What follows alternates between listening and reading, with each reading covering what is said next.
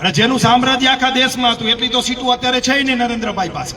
ઇન્દિરાને પૂછવું પડ્યું કે આ વલ્લભભાઈ પટેલ ટંકારા પડતરીમાં છે કોણ આટલા લાખ મતે જીતો? દાદા ખોટી વાત હોય તો કહીજો મને. બિહારનો રિક્ષાવાળો આપણા ધારાસભ્ય કરતા હોશિયાર છે. આ હું તમને ચેલેન્જ મારી કહું છું રાજકીય રીતે.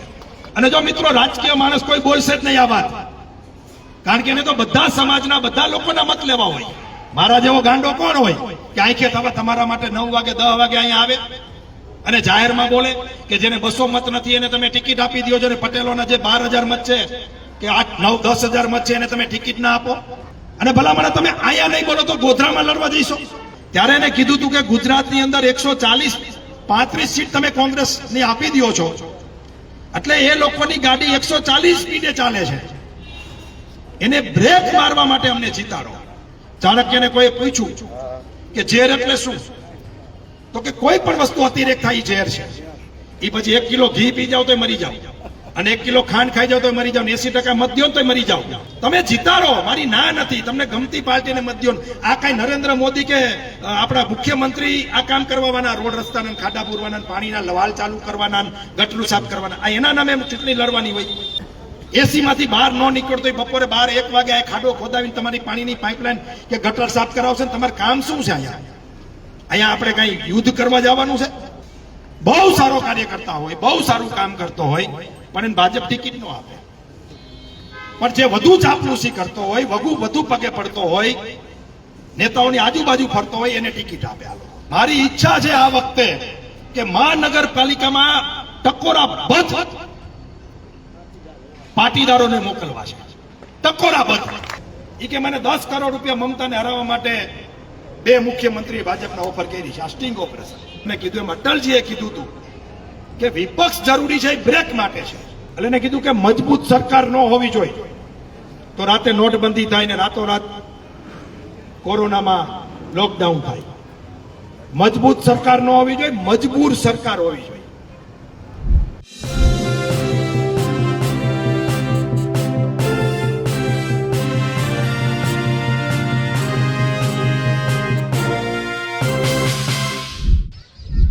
મોરબીની રાજનીતિ પણ અલગ પ્રકારની છે. ત્યાં એક વર્ગ માને છે કે અહીં ભાજપ આવવું જોઈએ, તો તેના પાટીદારો ન જાણે કેમ ભાજપથી નારાજ દેખાઈ રહ્યા છે. એ જ પૈકી એક પાટીદાર આગેવાન છે મનોજ પનારા. મનોજ પનારા અત્યારે સભાઓ કરી રહ્યા છે પાટીદારોના નામ ઉપર, અને ભાજપને વોટ કેમ ન આપવું અથવા તો કોઈ પણ પક્ષ વોટ માંગવા આવે તો તેને શું પૂછવું તેને લઈને પોતાની વાત મૂકી રહ્યા છે. એટલે કે એમની વાતોમાંથી એવું લાગે છે કે કમસે કમ તેઓ નથી ઈચ્છતા કે મોરબીમાં ભાજપ જીતે. નમસ્કાર, હું છું ચિંતામણી પુત્ર અનિલ પટેલ. સ્વાગત છે આપનું અમારા આ કાર્યક્રમમાં. આવો સાંભળીએ આ સભા દરમિયાન, એટલે કે મોરબીની સભા દરમિયાન મનોજ પનારા શું કહી રહ્યા છે. કે આપણે કોઈના બાપના ગુલામ નથી.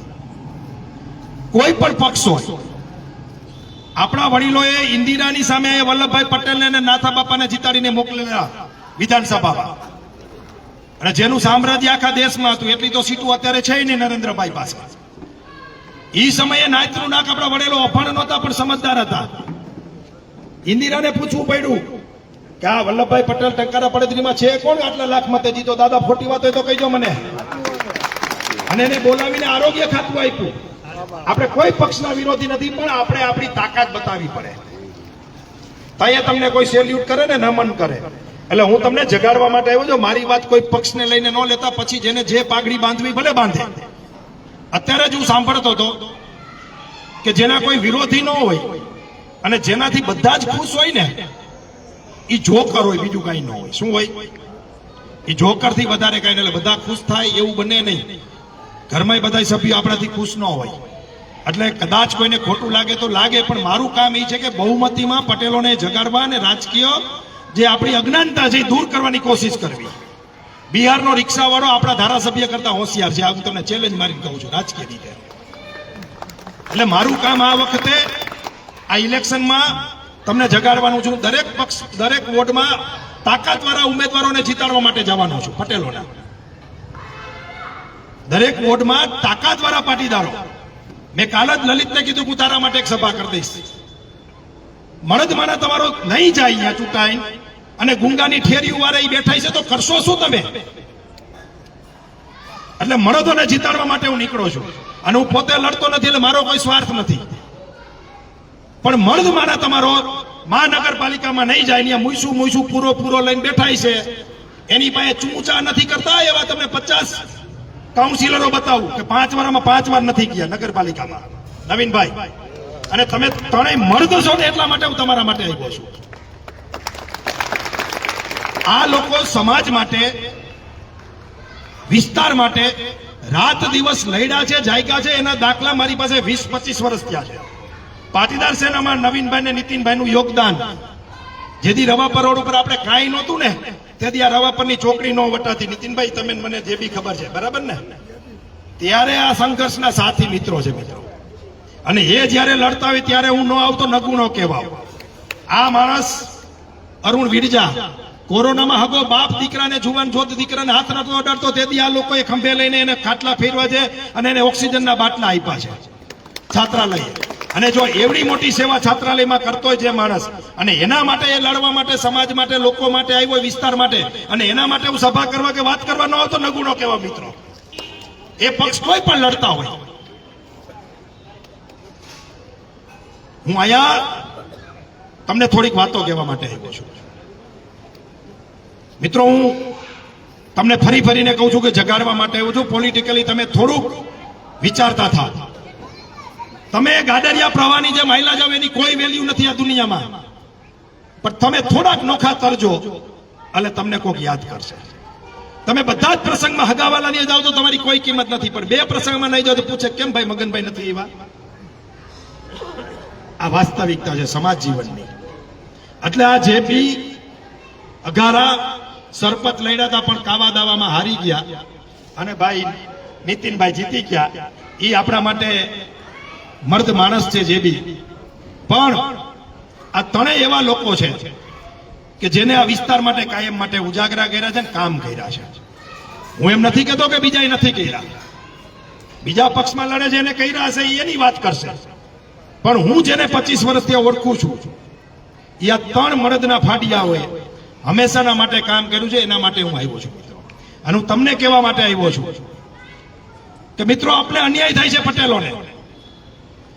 આજે ભાજપને જે માનનારા મિત્રો છે એને મારે કહેવું છે કે તમારી આંખ ખોલો. અહીંયા સૌથી મોટો વોર્ડ આપણો 11 નંબરનો 24,800 વોટ. જો સમજો તમે રાજકીય ગણિતને અને તમે નથી સમજતા એટલે તમારું પ્રતિનિધિત્વ કપાય છે. જગાડવા માટે હું તમારી પાસે આવ્યો છું. તમારો વોર્ડ 24,800 ઉપરનો, બાજુનો વોર્ડ 13,000 નો, 13 નંબરનો 12,000 નો, તો આ 24 માં કેટલા વોટ થાય? 2. તો તમારા કેટલા લડી શકે પટેલો? તમે જેને જીતાડો એને, ભાજપને જીતાડો, કોંગ્રેસને જીતાડો, આપને જીતાડો, પણ કેટલા જાત?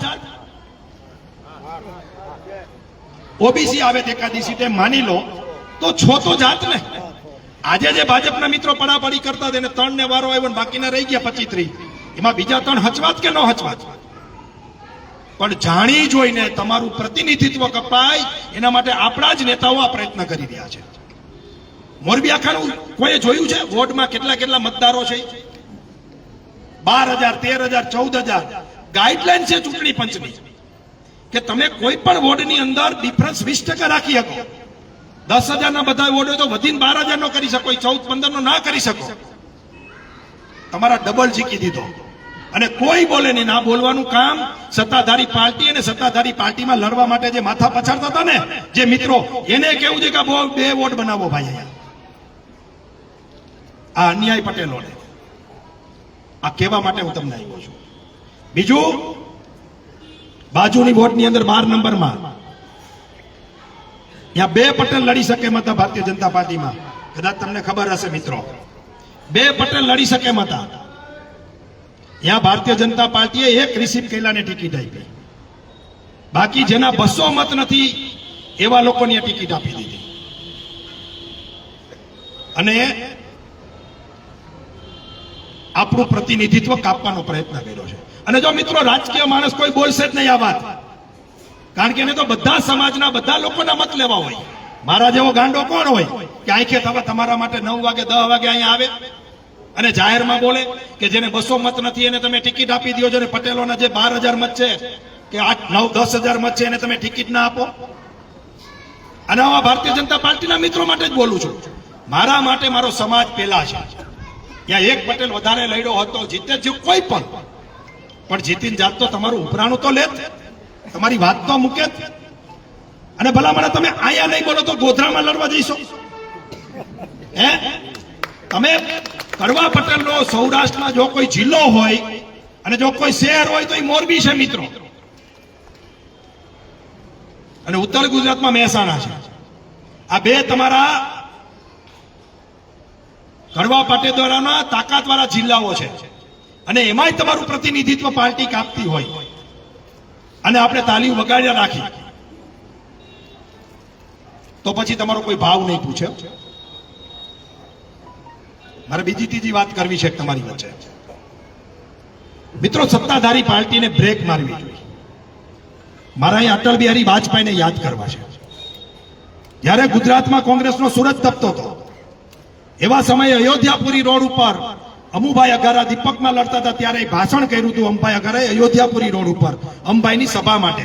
જેમ આજે હું આ મિત્રો માટે આવ્યો છે, અટલ બિહારી વાજપેયી અમુભાઈને જીતાડવા માટે અયોધ્યાપુરી રોડ ઉપર આવેલા અને અંબાઈ અઘારા જેતપુરના ધારાસભા લડતા હતા. ત્યારે એને કીધું હતું કે ગુજરાતની અંદર 135 સીટ તમે કોંગ્રેસની આપી દો છો, એટલે એ લોકોની ગાડી 140 સ્પીડે ચાલે છે, એને બ્રેક મારવા માટે અમને જીતાડો. શું કીધું? નેતા ગાડી એક્સિડન્ટ થશે. આ અટલજીના શબ્દો છે કે બ્રેક મારવા માટે તમારાને જીતાડવા પડશે, અને એની શરૂઆત તમારે કરવી પડશે અહીંથી. આ તમારી પાસે અપેક્ષા છે એટલે તમારી વચ્ચે આવ્યો છું. મિત્રો, 52 એક પાર્ટીના ગઈ વખતે હતા. શું હાલત થઈ? અહીંયા આપણી બેનું રોડ ઉપર નીકળતી હતી, થારી વેલાણા ચક્કાજામ કરવા પડતા હતા. એક ધારા મત દઈ દીધા. આ ગામે 80% મત દઈ દીધા વિસ્તારે ગઈ વખતે. શું છે ભાઈ પરિસ્થિતિ? તમે કોઈ પણ જગ્યાએ અતિરેક કરશો એટલે તમારે એનું પરિણામ ભોગવવું પડશે. ચાણક્યને કોઈ પૂછ્યું કે ઝેર એટલે શું, તો કે કોઈ પણ વસ્તુ અતિરેક થાય એ ઝેર છે. એ પછી 1 કિલો ઘી પી જાવ તો મરી જાવ, અને 1 કિલો ખાંડ ખાઈ જાવ તો મરી જાવ, 80% મત દો તો મરી જાવ. એક્સિડન્ટ થાય, ખાડા જ થાય. આ હકીકત કહું છું તમને. તમે જીતાડો, મારી ના નથી. તમને ગમતી પાર્ટીને મત દો. આ કઈ નરેન્દ્ર મોદી કે આપણા મુખ્યમંત્રી આ કામ કરવાના, રોડ રસ્તાના ખાડા પૂરવાના, પાણીના લવાલ ચાલુ કરવાના, ગટરું સાફ કરવાના, આ એના નામે ચૂંટણી લડવાની હોય? ભાઈ, અહીંયા 8, 10, 15 જે છોકરાઓ લડતા હોય આપણા, એમાં કયો કામારો છે? આપણે મજૂર રાખવો હોય તો સૂટ બૂટમાં મર્સિડીઝ ગાડી લઈને આવે એને મજૂર તરીકે રખાય, કે આવા થોડી રાજનીતિ કરતા હોય એને રખાય? તમારે 5 વર્ષનો હાથી ગોતવાનો. હાથી. મારે તો ઉદ્યોગપતિને કેવું હોય, મોટા મોટા માણસો ચૂંટણી લડે મહાનગરપાલિકાની, હવે એની ઓફિસમાં પાણીનો ગ્લાસ બેલ મારી મગાવે, એ તમારું પાણીના ટાંકા રસ્તામાં પાણીની લાઈન રિપેર કરવા આવશે? કઈક વિચારો તમે. મારો સવાલ છે તમને. જેટલો મોટો માણસ તમારા માટે લડવા આવશે ને એટલો ઈ તમારો ઉપયોગી નથી. આ તમારે પ્રજા તરીકે, મતદાર તરીકે વિચારવું પડશે. એસી માંથી બહાર ન નીકળતો બપોરે 12-1 વાગે આ ખાડો ખોદાવીને તમારી પાણીની પાઇપલાઇન કે ગટર સાફ કરાવશે ને તમારે કામ શું છે? અહીંયા આપણે કઈ યુદ્ધ કરવા જવાનું છે?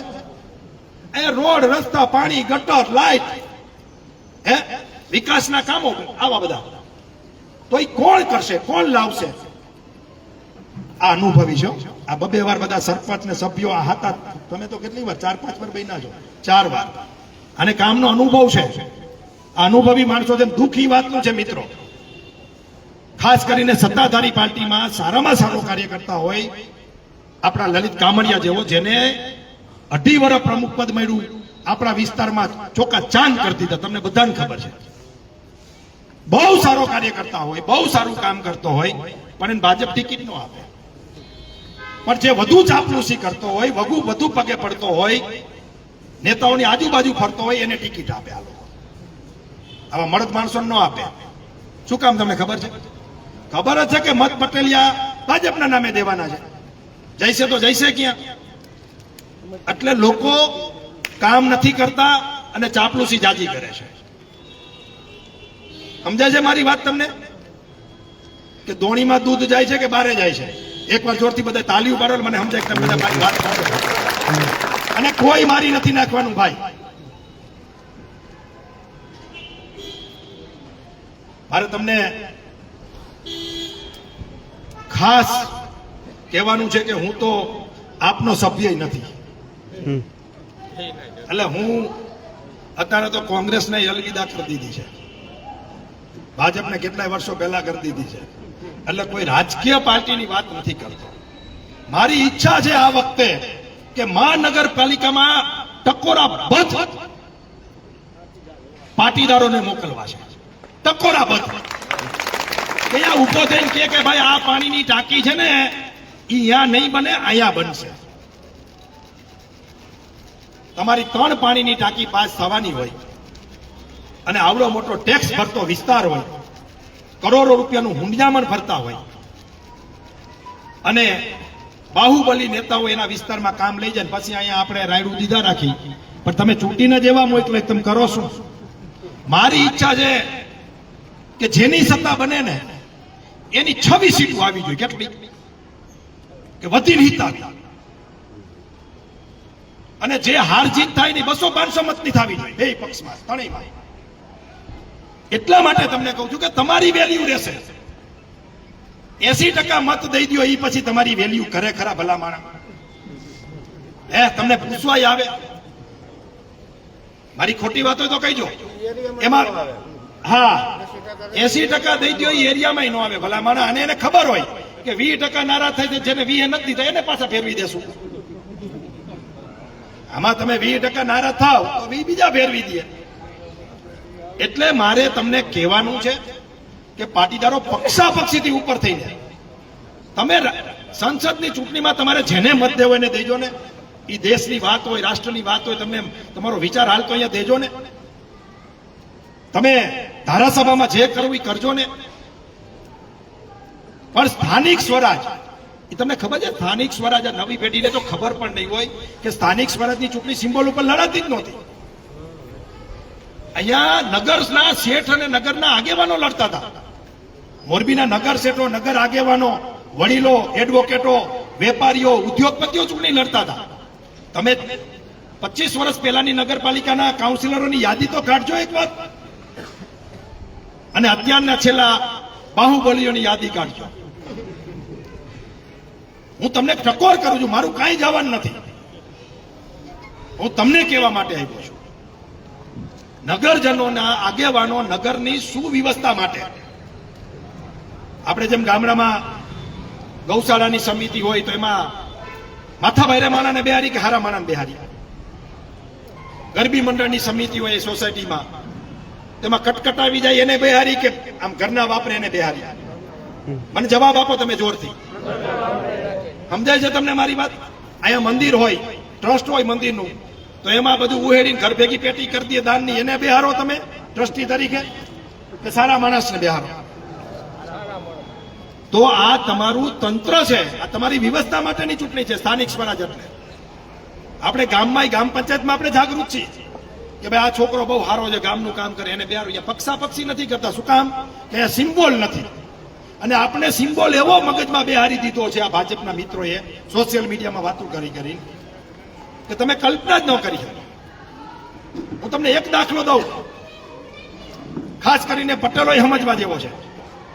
હમણાં બંગાળની અંદર 2-3 મહિના પહેલા એક બાબરી મસ્જિદનો પાયો નાખ્યો કોકે. એ કે હું અહીંયા બાબરી મસ્જિદ બનાવીશ. એનું નામ કોઈ ધારાસભ્ય હતો હુમાયુ કરીને. હવે એનું 3 દી પહેલા સ્ટિંગ ઓપરેશન થયું. એ કે મને 10 કરોડ રૂપિયા મમતાને હરાવવા માટે 2 મુખ્યમંત્રીએ ભાજપના ઓફર કરી છે. આ સ્ટિંગ ઓપરેશન. હવે ઈ બધું કરાવે છે ને આપણા મગજમાં ભૂત નાખ્યા રાખે છે અને આપણે વાંયે ચોંટી ગયા છે. તમે તારે કરજો ધારાસભામાં, સંસદ સભ્યમાં કાંઈ વાંધો નથી. પણ અહીંયા રોડ, રસ્તા, ગટર, પાણીની વાતો હોય, લાઇટની વ્યવસ્થા કરવાની હોય. ત્યાં શું છે પણ મને એ નથી સમજાતું. એટલે જાગજો. હું તમને ચેલેન્જ સાથે કહું છું, મારો અનુભવ છે. મેં આ ગામ છે ને, હું 8મું ધોરણ ભણવા, કાકા 8મું ધોરણ ભણવા માટે મોરબી આવ્યો હતો. રવાપર રોડ ઉપર વિદ્યુતનગરમાં રહેતો હતો મારા મામાને ત્યાં. એટલે તમે સમજો, મેં 95 થી નગરપાલિકાના ઇલેક્શનો જોયા છે. આજે 2025-26 ગયો ત્યાં સુધીની મેં નગરપાલિકાના કાઉન્સિલરો, મને નાનપણથી શોખ હતો એટલે હું બધે નાના નાના કાર્યક્રમોમાં દોડતો જાતો ભણતો ત્યારે. અને 2005 થી તો હું સક્રિય રીતે રાજકારણમાં અને સક્રિય રીતે નગરપાલિકાની ચૂંટણીઓમાં હું સક્રિય રીતે કામ કરું છું. મેં એવા કેટલાય કાઉન્સિલરો જોયા છે કે સોસાયટીને વોટ આપીને મોકલે પછી નગરપાલિકા નથી ગયા. અને જેટલા પટેલો ચૂંટાણા છે આટલા વર્ષના ઇતિહાસમાં એમાંથી 50% પટેલોએ ના પાડી દીધી છે કે મારે ચૂંટણી આવતી વખતે લડવી જ નથી. આ મારી પાસે દાખલા છે ને, હું તમને નામ સાથે પર્સનલ કહેજો, હું ફોન કરીને પૂછીશ કે ભાઈ તમે એકવાર લડ્યા ને બીજી વાર ના કેમ પાડી દીધી. એટલે અહીંયા હેલું નથી. મારું કહેવાનો મતલબ એમ છે, મહાનગરપાલિકામાં તમારા કામ કઢાવવા, તમારા વિસ્તારના વિકાસના કાર્યો કરવા કે તમારા વિકાસના કાર્યો માટે અહીંયા લડાઈ લડવી હેલી નથી, એટલું યાદ રાખજો.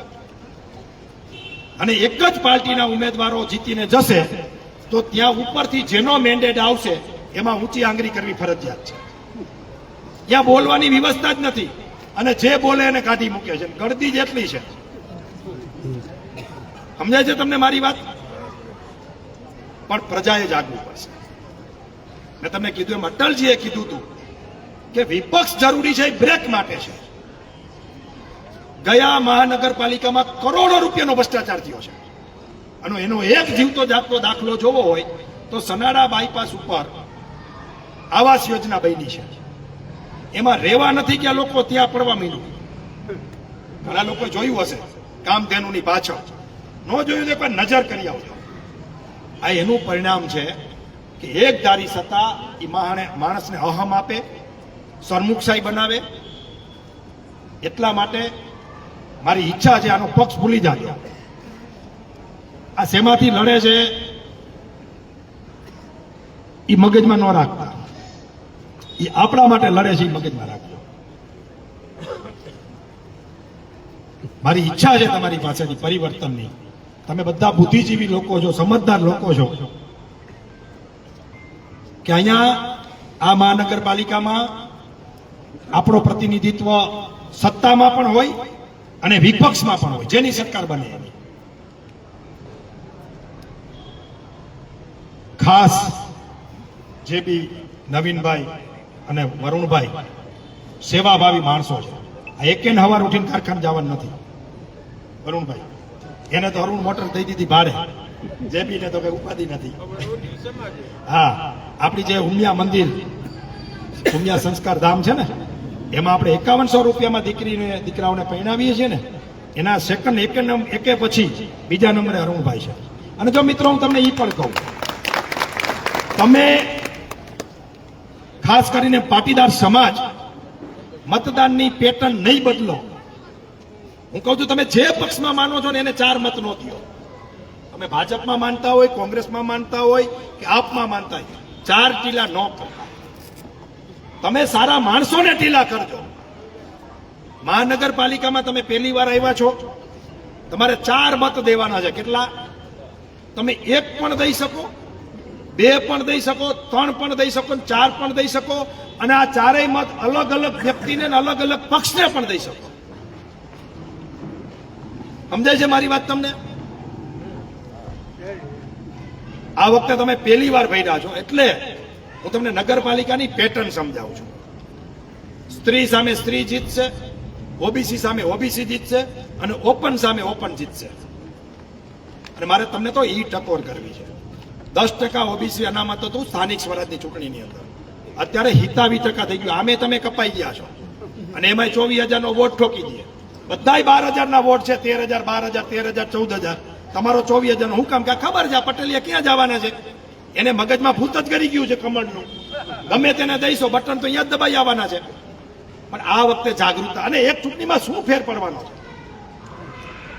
5 વર્ષ હતા, કાંઈ વાર નથી લાગતી. ભલા થોડીક તમારી, અને લોકશાહી કોની છે? પ્રજાની છે, લોકોની છે. નેતાઓની થોડી છે, અધિકારીઓની થોડી છે. એ તો આપણા નોકર છે, મજૂર છે. આપણા પગારમાંથી અધિકારીઓના ઘર હાલે છે, આપણે ટેક્સ ભરીએ છીએ. તો આજે નોકર આપણા બાપ થઈને બેઠા છે. એટલે મારે તમને વારે વારે કહેવું છે કે જો તમે સારા માણસને ચૂંટી નહીં મોકલો, હું તમને મારું જ ઉદાહરણ દઉં. ગઈ વખતે નગરપાલિકા મારી ઘરવાળી લઈ રહી 8 નંબર વોર્ડમાં, એક વાણંદના બેન જીતી ગયા, મારી ઘરવાળી હારી ગઈ પટેલના વિસ્તારમાં. હવે હું તો મજબૂત માના છું, મેં નક્કી કર્યું કે આ સમાજને હું સુધારવાની કહીશ. રાજકીય રીતે સમય આવે છે, રોજે રોજ આ વાતો ન કરવાની. અત્યારે ભાઈ બેનું 25 બેનું ચોકમાં રાહડા મંડે લેવા તો કોઈ એમ કે આના મગજ છટકી ઉડકી લાગે, પણ ઈ જ રાહડા નવરાત્રીમાં લેવાતા હોય તો શોભે. એમ હું ટાણે વાત ન કરું, હે બરાબર. મોરલો વરસાદ ટાણે ન ટહુકે તો એને મોરલો ન કહેવાય. એમ ટાણે હું વાત ન કરું સમાજ વચ્ચે આવીને. ભલે જેને જે વિચારવું વિચાર. મને ઘણા ના ફોન આવે, તમે રાજકીય પક્ષમાં ભરી ગયા. મેં રાજકીય પક્ષમાં ભર્યો નથી, પણ મારે ટપોરા બધ અહીંથી 15 પટેલોને મહાનગરપાલિકામાં મોકલવા છે. એ મારું નેમ છે. અને એકવાર મારા પ્રયોગમાં તમે સફળતા જોવો, એકવાર મારું કીધું કરો. અને હું આ સમાજનો આભાર માનું છું. બેન કીધું કે દાંડિયા રાસમાં આપણી બેન દીકરીઓને નથી મોકલવી તો ના મોકલી 80% પટેલોએ. મેં એમ કીધું કે ભાઈ આપણે શહેરી ગરબીઓને પ્રોત્સાહન આપો. આ ડિસ્કો દાંડિયા ગરબીઓમાં આપણે નથી જાવ તો બહુ ઓછા લોકો એમાં ગયા અને વાત સ્વીકારી. મને કીધું ઘણા મિત્રોએ કે અમે 800 લોકોનો નાસ્તો કરતા હતા આ વખતે નવરાત્રીમાં અત્યાર સુધી, હવે અમારે 1200 લોકોનો નાસ્તો બનાવવો પડે છે. સમાજે મારી વાત સ્વીકારી છે અને મારી વાત સમાજના હિતમાં હોય, આમાં ક્યાં મારો સ્વાર્થ છે? તો આ વખતે મારી તમારી પાસે રાજકીય અપેક્ષા છે. એ સામાજિક વાત હતી, એ ભારતીય સંસ્કૃતિની વાત હતી, હિન્દુ ધર્મની વાત હતી ત્યારે કે 3 મહિના આપણી દીકરી વલ્ગર ગીતોમાં ડિસ્કો દાંડિયા લીએ તો પછી લુખાવો ફસાવે નહીં તો શું કરે? આપણે જેવું જગ્યા પ્રોવાઈડ કરીએ તો આ થવાનું જ છે. અને એ વાત સમાજે માની. તો રાજકીય વાત પણ મારે તમને કરવી છે કે તમે આ વખતે મતદાનની પેટર્ન બદલો. મને હરાવી દીધો, મેં નક્કી કર્યું કે મારા સમાજને જાગૃત કરો. ને તો હું ઘરે ન વહી જાઉં કે એની મને માં હિંગુને કોણ લપ કરે આ બધી. સીધી વાત છે, ભરતરા તો બોલે ને ભાઈ, 3 ચૂંટણી હાર્યો છું અને એ હામાં પૂરે. પ્રવાહમાં તો તણકલું તરી જાય ભલા માણસ. કહેવાનો મારો મતલબ કે તમે સારા લોકોને નહીં ચૂંટો તો એ ક્યાં સુધી સંઘર્ષ કરશે? તમે એકે પટેલને હરાવ્યો ગઈ નગરપાલિકામાં 9 નંબર વોર્ડમાં. એકે પટેલને તમે હરાવ્યો. મારા શબ્દ યાદ રાખજો પાટીદારો, સમજો પેટમાં ભરે છે ને છાતીમાં અંદરથી અવાજ નીકળે. તમે એકે પટેલને હરાવો, અરુણ પટેલને હરાવો તો શું થાય? તમારા માટે કોણ લડે? એકે પટેલને હરાવ્યા પછી એને અલગ જગાવ્યો મારી જેમ. મેં 500 કરોડના લીટા માર્યા, 900 વીઘા જમીન પાછી દીધી 1.5 વર્ષમાં સમાજને. અને અત્યારે લુખ્ખાગીરી અહીંયા તમારા ચોક સુધી પહોંચી ગઈ. જો કોઈને તા હોય ને મૂછે અને કોઈ રાજકીય નેતાને વટ હોય ને તો તમારા નવાપર રોડના ચોકડી સુધી, ધારાસભ્યના કાર્યાલયના ગેટ સુધી લુખ્ખાગીરી પહોંચી ગઈ હતી. અને અહીંયા કેટલાય પટેલને નિજોડી નાખેલાના દાખલા છે. આજે લુખ્ખાગીરી બંધ કરાવી છે. આ વાત સમજવાની છે તમારે. અમને હરાવો, જીતાડો, માન આપો, સન્માન આપો, નો આપો, બોલાવો, નો બોલાવો, કોઈ ફેર પડતો નથી. રાત્રે 12 વાગે કોઈ પટેલનો દીકરો આજ સોસાયટીમાંથી ફોન કર્યો હતો કે તમે આવો તો 2 વાગે અમે આવવા તૈયાર છે. કેટલાય પટેલોને મોતના ઘામાંથી બચાવ્યા છે. આમાં કેટલાય બેઠા છે, કેટલાને હગાવાલાને ખબર હશે. અમે લડી વાળી અને મૂકી દેવા વાળા નથી. આ એકે પટેલની વાત કરતો હતો. કેવડું સંકુલ ઉભું કર્યું. એ 30 વર્ષથી જમીન પડી હતી, બરાબર? 30 વર્ષ થયા. એ કઈ એક દીમાં નથી. અને માત્ર ને માત્ર ચાપલુસી કરી નેતાઓની પગ ચંપી કરીને ટિકિટ લાવે અને સત્તાધારી પક્ષના ખોળે તમે 2 જણ મત કરી નાખો તો પછી થાય શું આ સમાજ? અને એકે પટેલ જે હાયરાની જીતા હતા કોણ ખબર છે તમને? મારે જાહેરમાં નથી કે ઉપર કોકને પૂછી લેજો, ખાનગીમાં ખબર હોય ને. આજે છોકરો લડવા નીકળ્યો છે ભાજપમાંથી. દુઃખ રમે ભાઈ, જે બી ઈ થાય છે એ છોકરો લડવા નીકળ્યો છે અને આજ પટેલે એને મત દેવાના છે. 10 વર્ષ ત્યાં બેલાવાળા આપણા પટેદાર નામ ભૂલી ગયો, એની દીકરીની છૂટાછેડા નથી દેતો. 10 વર્ષ 5 વર્ષ ત્યાં દીકરી હાથે પગે પડે છે. કે ભાઈ મને છૂટાછેડા દેજે, મારી ભૂલ થઈ ગઈ હતી, તારી અરે લવ મેરેજ કર્યા. આમ છતાં એને ભાજપ ટિકિટ દે અને આપણે બધા મૂર્ખા થઈને એને મત દઈ અને એક પરિવાર પીલાતું હોય, પગે લાગતું હોય તો છૂટાછેડા નથી દેતો. આ જાહેરમાં વાત કરવાની તાકાત મનોજ પનારામાં છે, બીજા કોઈનામાં નથી. અને હું ઈ વોર્ડમાં સભા કરવાનો છું અને એને કહેવાનો છું પટેલોને કે પેલા આને મત દેતા પેલા ઈ દીકરીના છૂટાછેડા કરાવો, નહીં તો ખેર નથી તમારી. આ રાજકારણ નથી, આ સમાજકારણ છે. આ કહેવા માટે તમારી વચ્ચે આવ્યું છે.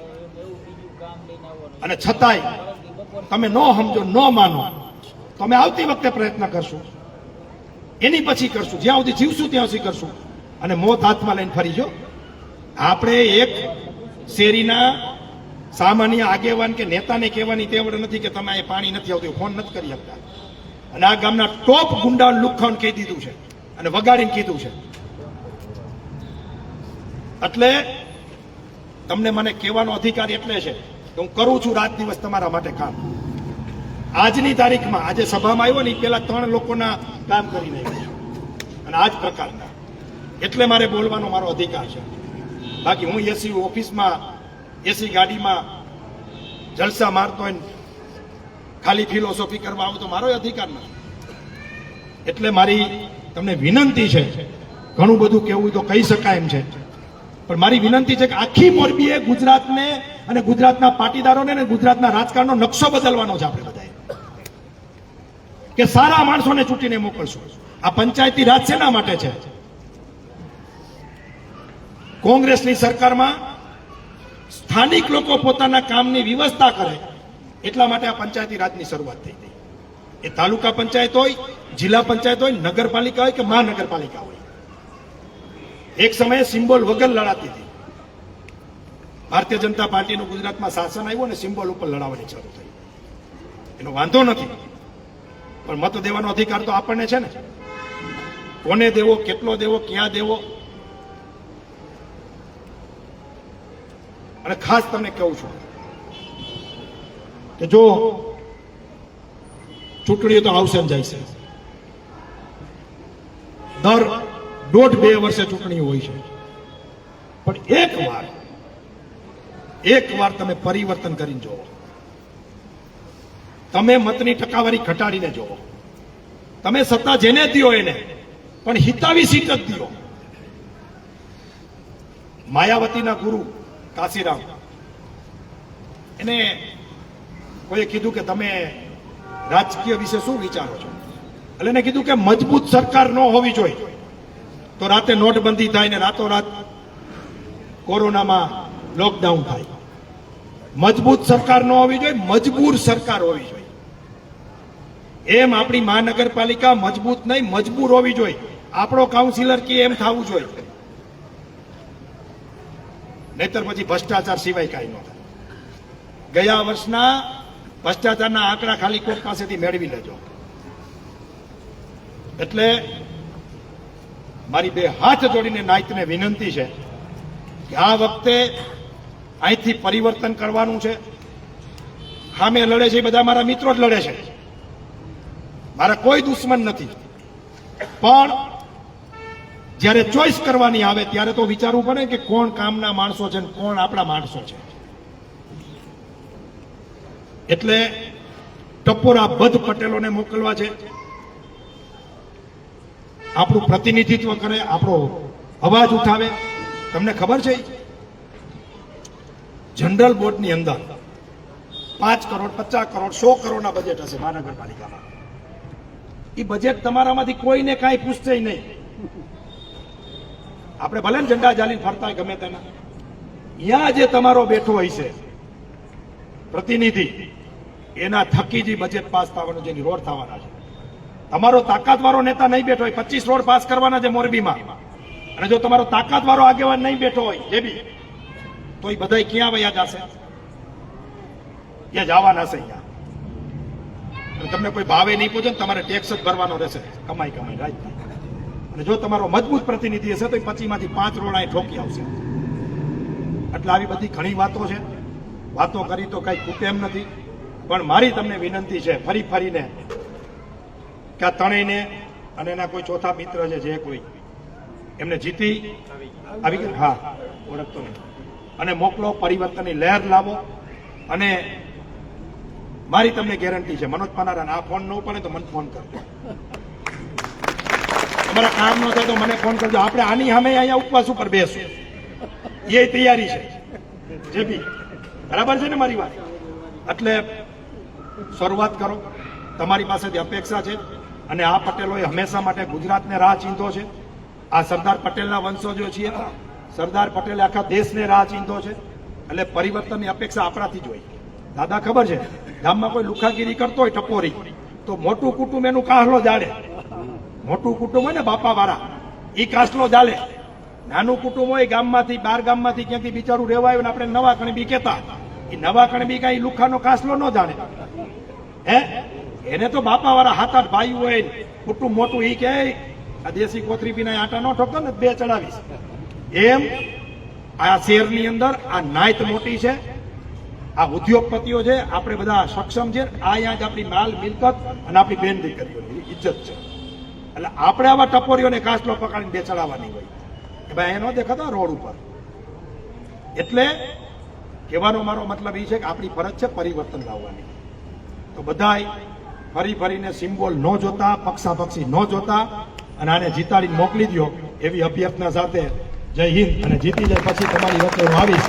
અહીંયા જેટલા ઉભા છે જેનું મતદાન છે એને મારી વિનંતી છે કે 26 તારીખે વહેલાહાર મતદાન કરી અને તાકાતથી મારી વાતને સ્વીકારજો. અને આ વાતની અંદર અરુણભાઈ, મારો 1 પૈસાનો સ્વાર્થ નથી. માં ઉમિયાની ક્ષણ 1 પૈસાનો સ્વાર્થ નથી. હું એટલા માટે આવ્યો છું તો હું સત્તાધારી પાર્ટીની ટોકરી ન બગાડવા માંડું.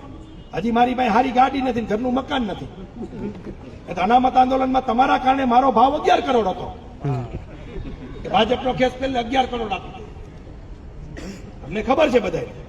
પણ એ 10% અનામત આજે કેટલાય છોકરાને નોકરી અપાયેલી છે. આ ઈબીસી ના કારણે કેટલી દીકરીઓ નોકરી ચડી છે, કોકને પૂછી લેજો આંકડા. એટલે સમાજને આપવા વાળા છે ને, જ્યારે સમાજની વાત, અનામત આંદોલન 2 મિનિટ વાત કરો. અનામત આંદોલન લઈને નીકળ્યા ત્યારે શું કહેતા હતા? કાં તો સરકાર વિરોધી છે, ના તો મુખ્યમંત્રી વિરોધી છે, ના તો ધારાસભ્ય વિરોધી છે. અનામત મળે જ નહીં. એની છાતી ઉપર લઈ આવ્યા 10%. શું લાવ્યા? છાતી ઉપર પટેલો માટે 10% અનામત લાવ્યા. અને હજી અમારી માંગણી છે કે શિક્ષણમાં અનામત મળ્યું છે, નોકરીમાં મળ્યું છે આપણને.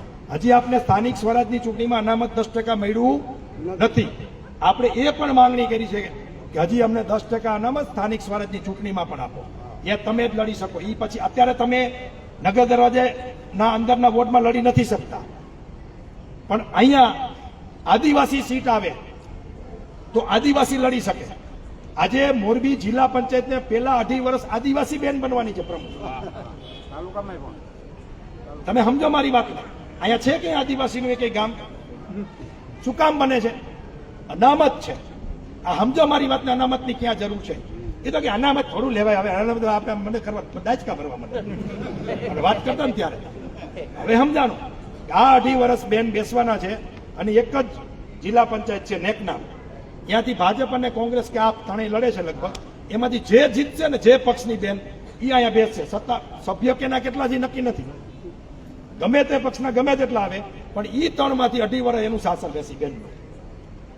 તો મારે તમને એ કહેવું છે કે જો 10% અનામત તમને મળી જાય ને રોટેશનમાં વિસીપરામાં તમારું ઈબીસી આવે તો તમે અહીંયા પણ લડી શકો અને ગ્રીન ચોકના વોર્ડમાં પણ લડી શકો. સમજાય છે મારી વાત? જ્યાં તમારી મૂળ વસ્તી નથી ત્યાં પણ તમે લડી શકો અનામતના કારણે. એટલે આ લડાઈઓ લડી છે, સમાજ માટે લડી છે, વગર સ્વાર્થે લડી છે. તમારો સાથ ન શું કામ? તો ભાઈ જો તમે પરિવર્તન આ વખતે ન લાવો તો મારું આવતી વખતે કોઈ સાંભળે નહીં, હું કોઈની સભા લેવા જાવ નહીં પછી. અને મારા સ્વાર્થ વગરની વાત કરો. આ ટપોરા જેવા 3 મૂર્તિઓ 4 જોઈ લેજો, અને હવે બીજા પક્ષોના વેના જોઈ લેજો. અને તમને એમ લાગતું હોય કે તાકાત વાળા છે અને આપણી વચ્ચે રહીને કામ કરે છે અને આને ઓળખી જઈએ તો ધરાઈને મત દેજો. જય હિન્દ, જય ભારત. મનોજ પનારાની વાત સાંભળીને આપને શું લાગે છે? જરૂરથી મારા કોમેન્ટ બોક્સમાં કોમેન્ટ કરજો.